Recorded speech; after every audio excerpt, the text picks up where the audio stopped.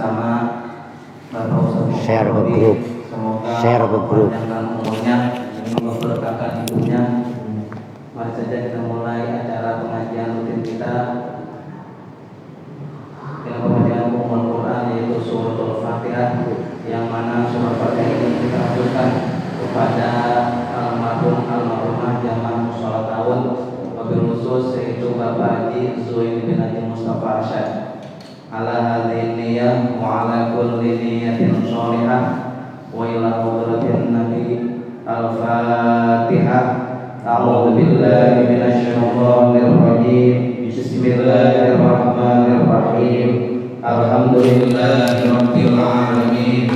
Ar-Rahmanir Rahim. Maliki yaumiddin. Iyyaka na'budu wa iyyaka nasta'in. Ihdinas shiratal mustaqim. Shiratal ladzina an'amta 'alaihim ghairil maghdubi 'alaihim waladdallin. Rabbighfir lana wa liwalidayna amin. Wah, pakai mic ini.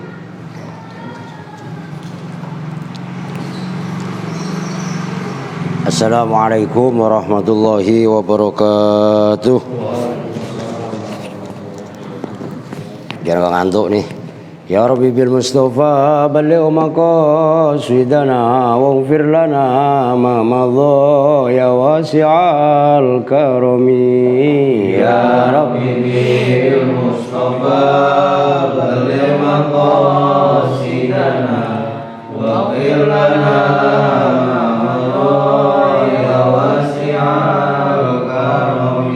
wal habibul ladzi turja syafa'atuhu bi kulli hawlin minal awwali muqtahimi.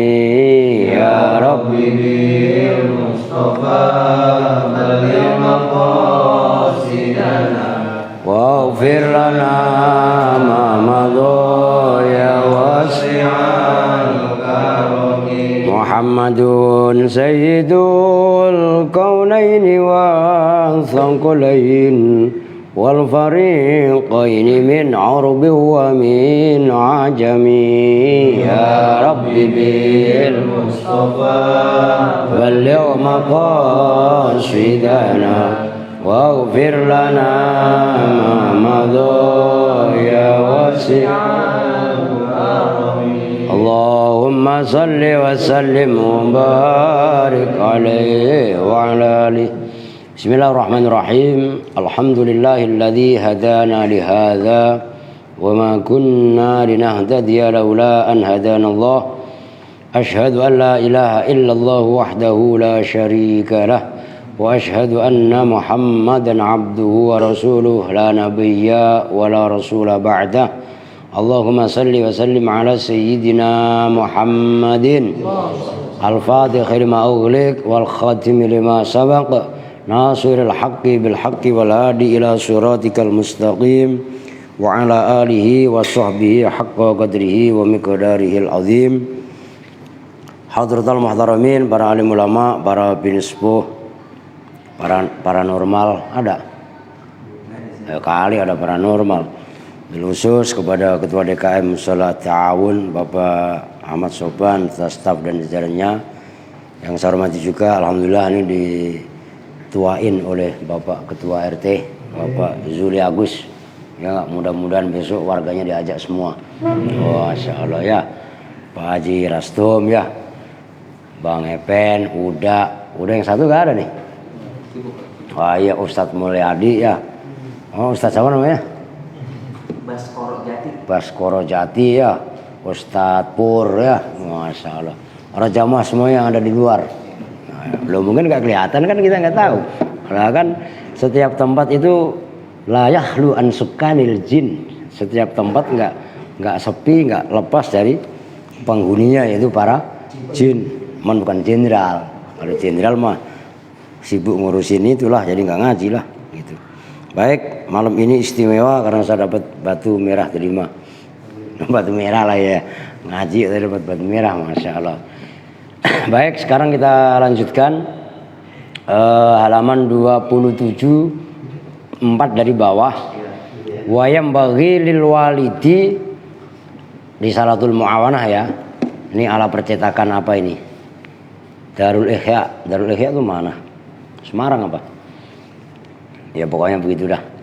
Wa yanbaghi lil walidi ayyu'ina waladahu ala birrihi bi'adamil istiqsa' alaihi fi talabil huquq wala siyama fi hadzal zaman alladhi 'azza fihi wujudul birri wa kathura fihi wujudus syarri dan seterusnya. Wa yanbaghi dan seyogianya lil walidi bagi orang tua apa yang yambaghi apa ayyuina apa bahwasanya membantu menolong siapa walid orang tua bapak maksudnya ya walid di sini ya bisa bapak kalau memang bapaknya masih hidup. Kalau bapaknya udah nggak ada dia diasuh sama kakeknya ya berarti kakek itu juga termasuk dalam kategori walid atau pamannya atau pak D-nya, ndeknya, abangnya, ya orang yang berkepentingan dengan itu, itulah konteksnya walid di sini. Jadi nggak harus bapaknya, gitu. Kalau memang bapaknya masih hidup, masih ada yang paling bertanggung jawab terhadap anak itu ya bapaknya. Menolong ala birrihi, nah itu bacanya bir. Bir itu maknanya bakti. Kalau bacanya bar daratan, kalau bacanya bur gandum. Itulah pentingnya vokal. Itu urusannya ilmu sorof, ilmu nahwu, akhir kalimatnya. Ala birrihi atas berbakti kepada walid bi'adamil istiqsa dengan tidaklah memaksakan, menuntut alaihi atas walad fi talabil huquqi dalam menuntut hak-haknya wala siyama dan terutama fi hadzal zamani di dalam ini zaman. Ini kitab Risalatul Mu'awanah ini mungkin udah ribuan tahun dikarang oleh Habib Abdullah Al-Haddad. Apalagi kalau konteks sekarang. Alladzi yaitu hadzal zaman azza fihi wujudul birri. Azza yang langka. Maksudnya azza maknanya mulia, di sini konteksnya adalah maknanya adalah langka. Sedikit gampangannya. Fihi di dalam hadzal zaman, fihi di dalam alladzi yang isi daripada alladzi adalah hadzal zaman. Apa yang langka? Wujudul birri, wujudnya baktinya anak kepada orang tua. Wa katsura dan banyak fihi di dalam hadzal zaman apa wujudus syarri, wujudnya buruknya anak terhadap orang tua. Udah segitu dulu. Maksudnya apa? Al-Habib Abdullah Al-Haddad menegaskan dalam kitab Risalatul Mu'awanah, orang tua hendaknya membantu anaknya supaya anaknya ini bisa bakti kepada orang tuanya. Ya kan kadang-kadang orang tua kalau abai terhadap pendidikan anaknya, maka orang tua sama dengan menjerumuskan anak bukan kepada kebaikan tapi justru malah kepada keburukan, kan gitu. Nah, cara daripada bakti anak kepada orang tua jangan hanya menuntut hak-haknya. Nah, haknya kan kadang-kadang kan orang banyak menuntut haknya, tapi dalam tanda kutip melupakan kewajiban. Loh, kalau orang tua ini sudah mengajarkan kepada anak, umpamanya alimu auladakum, kan gitu, ajarilah olehmu semua kepada anak kalian semua. Nah, orang tua ini sudah melakukan kewajibannya. Kewajiban orang tua pertama, jangan hanya memperhatikan materinya, materi penting, tapi juga di samping materi ada juga namanya pendidikan agama, kan gitu. Orang tua mungkin risau, orang tua mungkin galau di saat anaknya tidak diterima di sekolah negeri. Tapi bisa enggak orang tua juga merasa risau apabila ketika anaknya tidak bisa ngaji? Loh, ini harus seimbang. Nah, jadi orang tua enggak hanya nuntut haknya, Saya orang tua harus dihormati gini. Sementara orang tuanya tidak pernah mengajarkan anaknya bagaimana cara bakti hormat kepada orang tua. Nah, ini kan sudah real sekali, sudah nyata sekali gitu. Ya bagaimana anaknya orang meninggal, orang tuanya meninggal disuruh ngajiin, disuruh doain. Ya orang anaknya ketika masih hidup nggak pernah diajarin ngaji, nggak pernah disuruh sholat. Pokoknya harus belajar yang pinter. Ya nggak, S3 selesai, SD, SMP, SMA. Oh. Terus ngambil S1, ya nggak, S2, MPD, bangsa MM-an begitulah, sampai S3, doktor. Tapi di saat orang tuanya meninggal, anak tersebut yang udah bergelar S3 dalam arti yang sebenarnya, ada yang tidak mau mendoakan, bahkan maaf kata, tidak mau turun ke liang lahat, gara-gara orang tuanya abai, orang tuanya menyia-nyiakan pendidikan agama anaknya. Loh, ini saya sampaikan serius. Ini fakta nyata. Justru akhirnya yang mau turun ke liang lahat, nerima jenazah orang tua tadi, itu malah justru keponakannya yang cuman S2 lulusannya, SD sama SMP. Bodoh secara titel, dia nggak seabrek titel S1, ya enggak. Nah, itu kan sekarang ada SAG. Ini sebentar lagi 17-an, banyak titel-titel SAG. Sarjana ahli gaple. Iya enggak Pak RT? Jangan Pak RT. Lombain 17-an main gaple, akhirnya SAG, sarjana ahli gaple. Ya halah. Nggak ada di sini di musola. Ya kalau di sebelahnya mah walau alam. Loh iya kan? Di sini kepincangan pendidikan.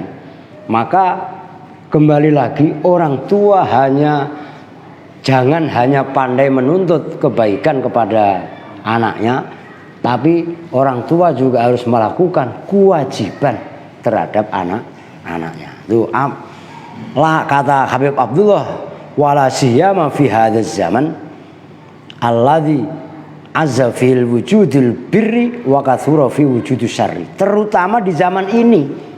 Zaman ini waktu zamannya Habib Abdullah Al-Haddad. Lah kalau beliau Al-Habib Abdullah Al-Haddad masih hidup di era sekarang ini, ya mungkin beliau lebih nangis lagi. Bagaimana melihat anak dan cucu kadang-kadang bahkan membunuh orang tuanya, bahkan menyiksa orang tuanya sendiri hanya gara-gara minta motor atau minta HP. Wah, lebih tragis lagi. Maka disinilah pentingnya saya termasuk kritik. Gak lama lagi, mungkin beberapa hari lagi itu kan 1 Muharram. Kalau 10 Muharram identik dengan lebaran yatim. Lebaran yatim juga kalau bisa yang cerdas dikit lah. Dengan anak yatim itu dikasih duit santunan sekian. Kenapa enggak kita berpikir revolusioner? Dalam arti bagaimana pendidikannya yatim tadi supaya bisa terangkat. Itu kan begitu. Kenapa harus ngasih bantuan kepada yatim harus 10 Muharram? Emang kalau 11 Muharram yatim enggak makan? Enggak. Emang 1 Ramadan yatim enggak makan? Dan kenapa mesti harus diikat juga Jum'ah berkah? Bahwa kalau kemarin saya bikin status begitu. Kenapa nggak bikin Sabtu seru, Minggu seru, ya nggak, Senin keren, Selasa bahagia, Rabu rembu, Kamis jangan biarkan yatim nangis, bukan keren? Ya kenapa kita sedekah kepada yatim hanya terikat dengan itu? Wah itu kan konon begini-begini. Iya, saya nggak menyalahkan itu. Cuman kalau kita bisa membuat gerakan, oke lah, saya kan baru sendiri lah, ya, masa ini, ya ayo bareng-bareng. Nah, kalau kita bisa menelurkan yatim-yatim tadi, ngajinya kita perhatikan, sekolahnya kita perhatikan, mau beli kitab nggak punya kitab, kita belikan kitab, tanpa kita tuntut yatim-yatim tersebut bakti, otomatis akan berbakti. Kenapa? Karena hak-haknya mereka kita berikan, maka otomatis mereka pun akan sadar secara kewajiban. Nah, itu diantaranya. Oke. Wasaral walid yu'addu abarra auladahu man lam yusi ilaihi minhum. Wasara, dan jadi al walidu orang tua, jadi itu yu'addu dihitung, dianggap abarra pada orang yang berbakti, atau abarra auladihi dibaca langsung pun nggak apa-apa. Maksudnya abarra itu bisa dibikin fi'il, bisa juga dibikin isim tafdhil gitu loh.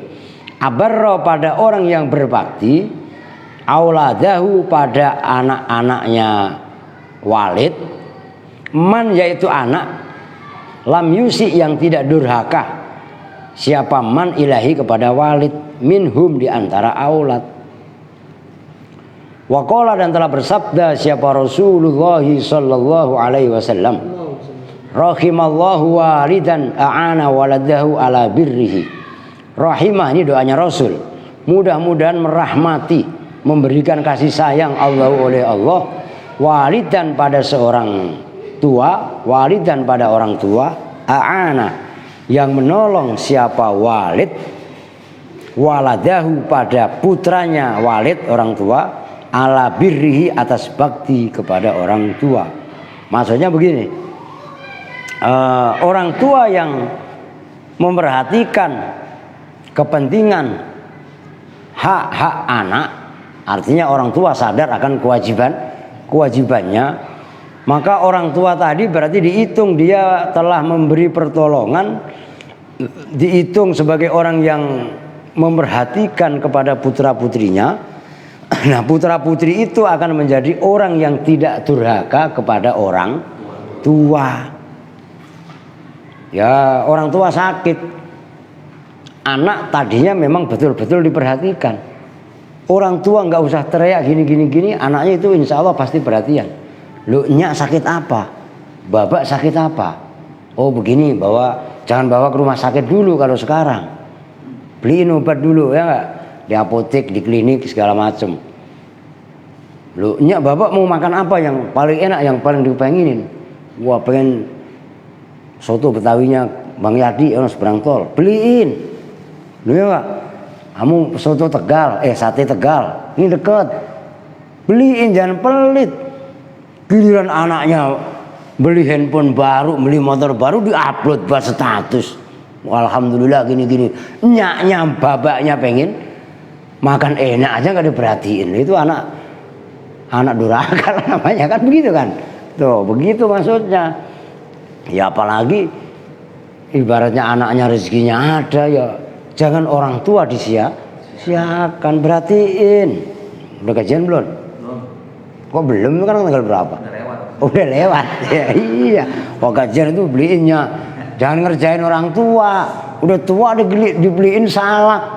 Ribet saya kadang kalau ada salak kayak saya omelin. Kok giginya udah berompong ya. Yang embuk-embuk. Ya. Buah naga. Bisa ngambon. Itu kan enak. Nengokin udah aki-aki, udah ini dibeliin yang keras-keras. Ya Allah, ya jangan. Kacang sukro, waduh ya Robbi. Lah iya kan, beliin buah nggak apa-apa. Cuman kalau bisa buahnya udah di jus. Loh kan enak, jambu biji. Loh kan kalau udah di jus kan enak. Nah, kalau masih berupa jambu bijinya ya kasihan orang tuanya. Orang tua itu rata-rata udah metik. Ngerti metik gak? Gak ada gigi. Loh kan udah itu kan. Loh, begitu loh maksudnya. Lo nggak tanya sama Bang Epen. Bang Epen ya? Lah iya. Pak Sopan sama lah udah metik. Wah, setengah metik ya iya. Masya Allah coba itu. Itu bakti. Nah, orang tua yang mendidik dan memperhatikan anaknya, kaitannya bakti kepada orang tua itu termasuk mendapat barokah dan doanya baginda Nabi. Nabi pernah bersabda, rahimallahu walidan a'ana waladahu ala birrihi. Semoga Allah merahmati orang tua yang mana orang tua tadi menolong anaknya tadi bisa bakti kepada orang tua. Maka kemarin itu kan pernah saya sampaikan. Ada orang tua mau masuk surga, dilarang sama anaknya, malaikat Malik diprotes sama malaikat Ridwan diprotes sama anaknya. Ya malaikat, kenapa engkau masukkan babaknya ke surga? Nah, ditanya oleh malaikat Ridwan, "Lah emang kenapa?" "Saya dibiarkan di neraka. Saya disiksa karena saya tidak sholat, karena saya tidak bakti kepada orang tua. Puasa ya tidak pernah puasa, sedekah yang nggak pernah sedekah, yang ada malah badannya buabak saya colongin dewek, tanahnya di mana-mana kok saya jualin dewek." Kan begitu. Saya berbuat seperti ini itu adalah babak tidak pernah mengajariku, babak merajin sholat. Belum waktu juga beduk udah di masjid. Beduk udah di masjid. Ya. Nah, beduk kan emang di masjid. Lah iya kan? Nah, jangan salahkan saya tidak sholat karena saya tidak pernah diajarkan walaupun bapaknya termasuk ahli ibadah, ahli sholat, tapi dia tidak memperhatikan pendidikan anak. Akhirnya orang tua tadi dilorot dulu, nggak boleh masuk neraka, nggak boleh masuk surga. Akhirnya dia dihisab sebatas tanggung jawab ia sebagai orang tua. Maka Rasul termasuk mendoakan semoga Allah merahmati, memberikan kasih sayang kepada orang tua, yang orang tua tadi menolong anaknya bisa berbakti kepada orang tuanya. Oke, bisa dikopi? Bisa kopi dulu kalau udah adem. Pak Haji, enggak? Loh, iklan lah. Kalau ada iklan enggak? Kasihan. Soalnya ntar habis ngaji saya langsung kabur. Mau tahlilan, jauh Lampiri, Wali Malang sono. Bismillah. Wah, ini kopi rasa apa, Pak? Rasa benar. Rada asam-asam dikit. Kebanyakan kali kopinya. Enggak apa-apa, Pak, tenang aja, ntar kok tahu-tahu habis, tenang aja, Pak. Kalau saya mau kan, oh ya pantas kelamaan itu ya enggak. Kalau enggak habis-habis malah kirim ke Al-Aziz ya enggak. Masya Allah, enggak boleh stok lama, ntar kedaluarsa lagi. Oke, kita lanjutkan. Ini bab mendidik anak udah, birrul walidin juga barusan. Sekarang subjudul lagi, wa 'alaika bisilatil arhami al aqrabi fal aqrabi wa bil ihsani ilal jirani al adna baban fal adna. Wa 'alaika, kalau bahasa Jawanya lan wajib ing ngatasi sira. Wow. Bang Agus enggak kepaham. Wa 'alaika lan wajib, dan wajib atas kamu, bisilat itu namanya dalam ilmu nahwu disebut ilzam. Ai wazal zamu wa yajibu alaika bisilatil arhami, dengan menyambung kerabat. Rahim itu orang yang berkaitan dengan keluarga, itu rahim. Al aqrabi yang paling dekat itu al aqrab. Kalau bahasa Indonesianya akrab. Nah itu kan tulisannya akrab seperti itu, akrob. Nah, cuman kan pakai A jadi akrab. Itu akrab atau karib itu aslinya bahasa Arab lah. Akrab ya akrob, karib ya qoribun. Lah iya kan. Fal akrobi, maka yang terdekat. Wabil ihsani, dan dengan berbuat baik, ilal jironi, kepada para tetangga, jamaknya jarun. Maka kalau kita nyebut bahasa Malaysia, negara Malaysia itu kan negara jiran. Nah, jiran itu tetangga, itu lah jamaknya jarun. Loh, baru nge kan? Makanya kalau ngopi yang pahit. Bukan baru tahu. Yang ketelan dikit, tuh, biar tahu. Ya iya, al adna yang paling dekat, baban paling dekat apanya, itu tamyiz namanya. Baban apa nih pintunya, fal adna maka yang lebih dekat. Jadi maksudnya begini, bagi kita diwajibkan untuk berbuat baik kepada saudara, yaitu namanya silaturahim.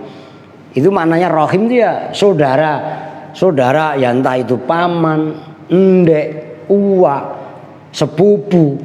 Itu kan masih ada ya dibilang kalau kerabat ya kerabat, korobah itu, family. Maka silaturahim kan, arham itu kan jamaknya rahim tadi. Nah menyambung itu yang terdekat siapa? Umpamanya Pak Ustadz Mulyadi, asli orang Betawi, saudaranya banyak. Yang masih berbau kerabat, masih berbau saudara siapa samperin. Tuh gitu loh. Kemudian yang agak jauhan siapa? Yang terdekat dulu. Wah ini kalau bisa ibaratnya kita jaga, ini juga bagian daripada ajaran agama. Dulu kan nyatu benak melati ini sama ono, kalau dibelah tol aja kesannya jauh. Nanti kesannya jauh. Anak-anak ini kan karena tidak tahu, nanti anak-anak muda pada ribut. Nggak tahu ya ribut adalah saudara lah, ini yang kadang-kadang harus kita jaga. Maka pentingnya menjalin tali silaturahim itu di sini. Yang terdekat dulu, termasuk berbuat baik kepada tetangga kita itu. Nanti insya Allah di belakang lah. Tetangga kita itu sebenarnya saudara kita. Andaikan tetangga itu, maka nanti kan ada yang udah dibahas. Tetangga tadi kok masih saudara, seagama, ya kan? Dia tetangga lagi. Itu mempunyai 3 hak. Pertama hak sebagai tetangga, yang kedua tetangga seiman. Kok beda agama? Ya kalau yang ketiga ya haknya sebagai tetangga, kan gitu. Lah kok dia ada yang mempunyai 2 hak. Pertama dia sebagai tetangga, yang kedua sebagai sesama muslim. Kok beda agama? Umpamanya minimal mempunyai 1 hak bertetangga. Ini kita nggak boleh saling menyakiti, nggak boleh menghina. Andaikan maaf kata kita kok mempunyai pohon tadi melung di pekarangannya, apalagi di atas rumahnya yang ada talangnya, tolong dengan kesadaran dipotong itu pohon supaya daunnya tidak nyampah di tetangga. Loh, sampai sedalam ini agama itu. Andaikan nggak di atas gentengnya, nggak di atas talangnya, tapi di pekarangan dia, kasih dia hak untuk mengambil buah yang ada. Karena itu syubhat. Memang pokoknya ada di tanah kita, tapi cabangnya ada di tanah orang. Kan gitu. Nah, tapi yang tetangga tadi pun harus izin juga andaikan ngambil. Nah, ini yang disebut syubhat. Kan kita harus paham nih konteks agama. Ini sebenarnya hukum ini berlaku bahkan di Spanyol. Kenapa? Karena Spanyol tadinya adalah bagian daripada kekuasaan Islam yang dikomandoi oleh Tariq bin Ziyad. Itu maka ada di sana ada istilah gunung Gibraltar. Nah, Gibraltar itu dari singkatan dari Jabal Tar. Tar itu ya Tariq bin Ziyad itu. Seorang panglima muslim yang terkenal kaitannya ekspansi Islam ke wilayah Eropa. Wah, ini termasuk perkara-perkara yang keren. Nah, hukum Islam itu sebenarnya tadinya berlaku luar biasa. Ya, toleransi juga dibangun. Kan kaitannya bertetangga tadi. Saya pribadi belakang rumah saya persis itu, ya belakang apa depan. Orang rumah saya ngadepnya dua sisi kan. Itu orang Katolik. Bahkan beliau, saya bukan maaf kata, sebelum saya punya apa-apa lah istilahnya, saya masang listrik aja belum. Beliau yang nawarin listrik paruan, termasuk mesin air. Listriknya bayar paruan. Sampai sekarang saya masih baik.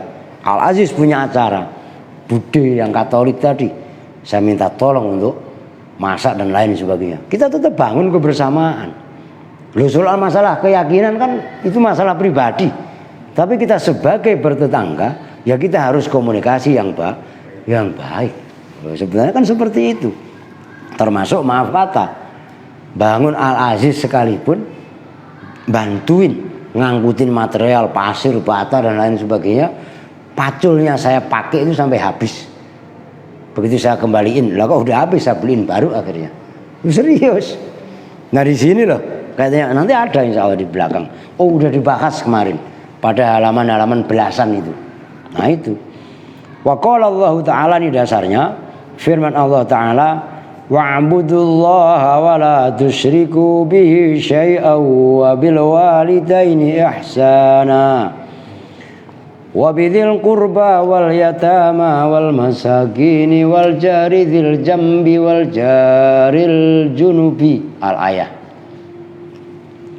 Wa'budu, dan beribadalah kalian semua Allah pada Allah, wala tusyriku bi syai'an, dan janganlah pernah menyekutukan kalian semua dengan Allah dengan segala sesuatu. Enggak boleh. Kalian punya batu silahkan, cuman jangan percaya bahwasanya batu ini memengaruhimu gini, ya enggak? Kalau batu ini ada isinya, percaya enggak apa-apa. Karena kalau batu ini kosong berarti sama dengan kacang sukro. Kan begitu kan? Cuman batu ini bisa membahayakan, bisa memandorotkan.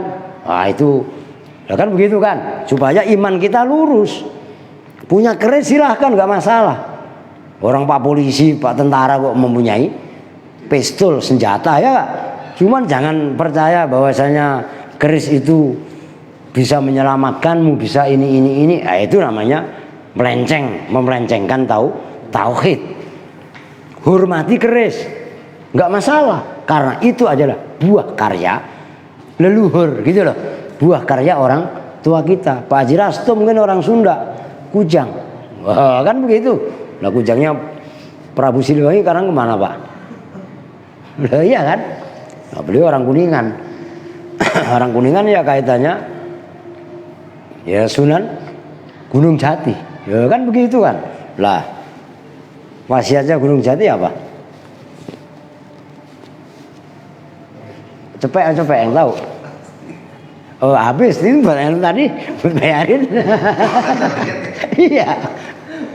Wasiatnya Kanjeng Sunan Gunung Jati adalah ingsun nitip pajuk lan anak yatim.